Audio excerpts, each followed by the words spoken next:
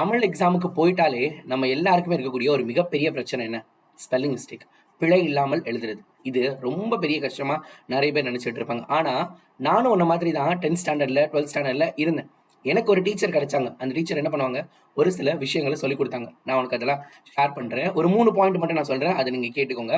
First விஷயம் என்ன அப்படின்னா, pronounce and read.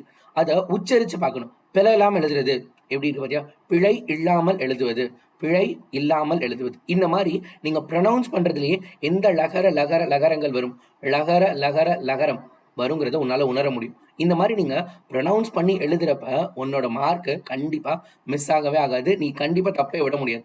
So first விஷயம் ப்ரொனவுன்ஸ் பண்ற, அதுக்கப்புறம் எழுதுற.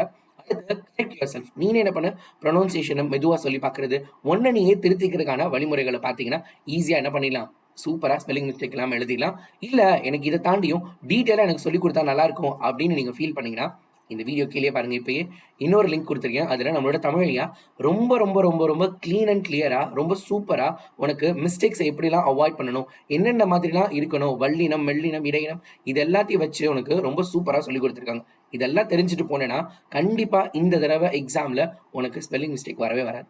ஷுவரா நீ என்ன பண்ணலாம், ஃபுல் மார்க் எடுக்கலாம். இன்னும் ஏன் வெயிட் பண்ணிட்டு இருக்கீங்க? சேனலை சப்ஸ்கிரைப் பண்ணிட்டு இப்பவே அந்த வீடியோவை பார்த்துருங்க.